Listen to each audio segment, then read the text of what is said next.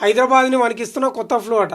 Influenza కంటే ఎక్కువ ప్రభావం, రోజుకో రకంగా రూపాంతరం చెందుతున్న ఫ్లూ.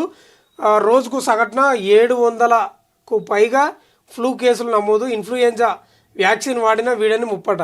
పెరుగుతున్న రోగులు కిక్కిరిచిపోతున్న హాస్పిటల్ అంటే చూడు ఎట్టుంది కథ. ఇన్నాళ్ళు ఇన్ఫ్లుయెంజాను ఎదుర్కొన్న హైదరాబాద్ నగరం ఇప్పుడు మరో కొత్త రకం ఫ్లూని వణికిస్తుంది. వాతావరణంలో నెలకొన్న విపత్కర మార్పుల కారణంగా సంభవిస్తున్న ఈ ఫ్లూ రోగుల సంఖ్య క్రమక్రమంగా పెరుగుతూ పోతుంది. ఈ ఫ్లూ వల్ల శరీరంలో వివిధ రకాల మార్పులు సంభవిస్తూ ఉండడంతో రోగులు ఆసుపత్రుల వైపు పరుగులు తీరుస్తున్నారట. రోజు రోజుకు ఫ్లూ తీవ్రత ఎక్కువ అవుతుండడంతో మహానగరంలో ప్రజలు ఆందోళన వ్యక్తం చేస్తున్నారంట. ఇక మరి ఎట్లుందంటే పరిస్థితి ఒకసారి చూద్దాము.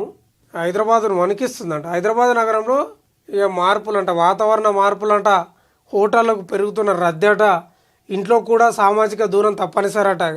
ఇది కేవలం సీజన్ ఫ్లూ కాదంట. ప్రధాన లక్షణాలు ఏంటంటే జ్వరం, జలుబు, శ్వాస సమస్య, గొంతు నొప్పి, నిరంతర దగ్గంట, శరీర నొప్పులంట, అలసట, తలనొప్పట. మొత్తం మీద అయితే జాగ్రత్త ఉండాలి, లేకపోతే ఇబ్బంది.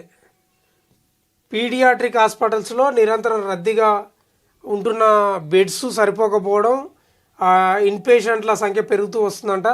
ప్రజలారా జాగ్రత్త ఉండాలి, లేకపోతే చాలా కష్టం.